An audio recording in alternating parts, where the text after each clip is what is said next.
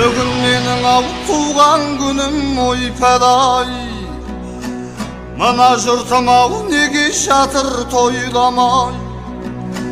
Bir toy жасап берер едім өзім ақ, Тәңірдің бір жарытпай-ақ қойған-ай.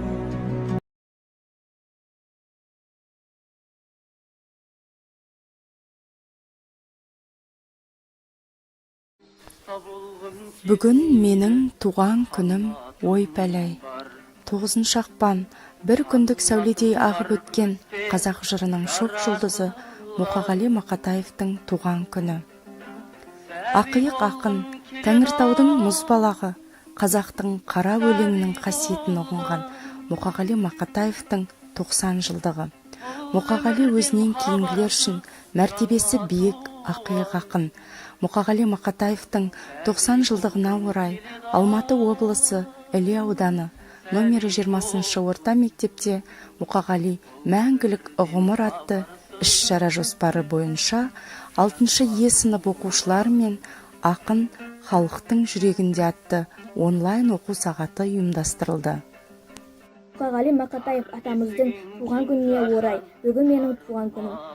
Бүгін менің туған күнім ой-пәләй, мұн адамдар неге жатыр тойламай, банкет жасап берер едім өзім ақ, Тәңірдің бір жаратпай-ақ қойған-ай, мұна дүние неге жатыр үндемей, алаулатып тойдың шоғын үрлемей, құшақ-құшақ гүл шоқтарын лақтырып, мұнау шапан, мұнау атың міндемей, мұна жұртқа жақпады ма әлденем, бекер өмір сүргенім бе әлдемен, халқым сенің қасиетіңді білем деп, басқа өмір өттім екен әуремен.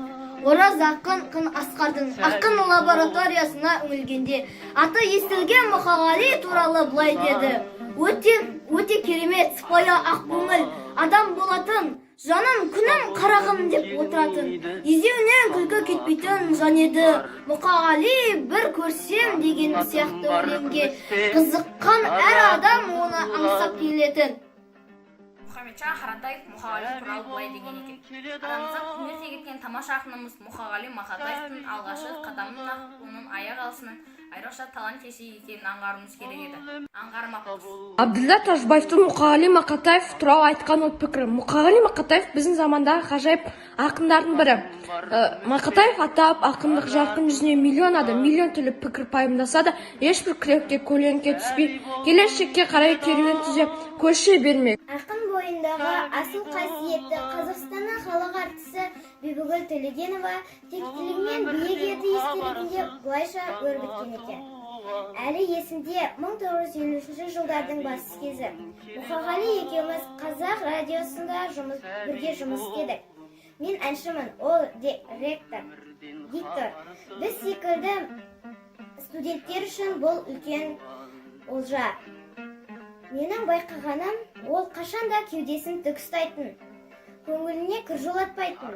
Кімнің алдында болса да пікірін ашық әрі нық айтатын. Бірақ суағы мол, әдемі қалжыңдайды, тектілігі көрініп тұрады. Әйтеуір өзіне деген сый-құрметтен басқа бөгде қылығын көрген емеспін. Талантты өнерді өте жоғары бағалайды. Тұманбай Молдағалиев қазақ жырының аспанындағы аз ғана жұлдыздардың арасынан сенің жұлдызыңды біз оңай танушы едік. Сенің жұлдызың ең шұғылалы, ең мейірімді жұлдыз деген еді. Мұқағали Мақатаев махаббаттың өзінде, жүрегімде қатал тұрмыс үйілуде, білмеймін, сүйдім бе, мен сүйдім бе, жастық жалын атып сүйсемеге түспес едім дәл мұндай күйге мүлде. Мен нағыз махаббатты армандаймын, оны мен жоғалтып та алғандаймын, ақ қаздар арасында қолымды ажырата білмеген сормаңдаймын. Қазіргі қазақ әдебиеті туралы сөз қозғасам, аузыма ең алдымен аса ірі ақын Мұқағали Мақатаев атамыз түседі. Оның творчествосымен көптен таныспын. Аудармалар діттеген жерден шықпай жатса да, оның ақындық қуат деңгейі мен парасат өрісі кім-кімді болсын таңғалдырмай қоймайды. Сұраушының ау сүйген асын кім берер, бар қарадау жоққа сабыр күн көрер.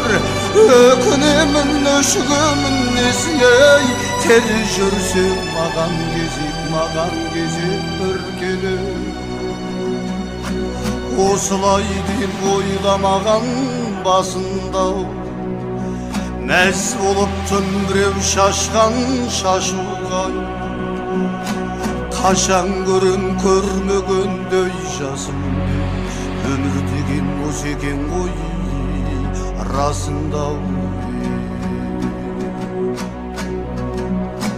тіршілік тау не жетеді ай көргенге тек өмірім ай өтпес екен шерменде не шыны бар бақыт мен ай көргендей кетеді үркіп енді жетей бергенде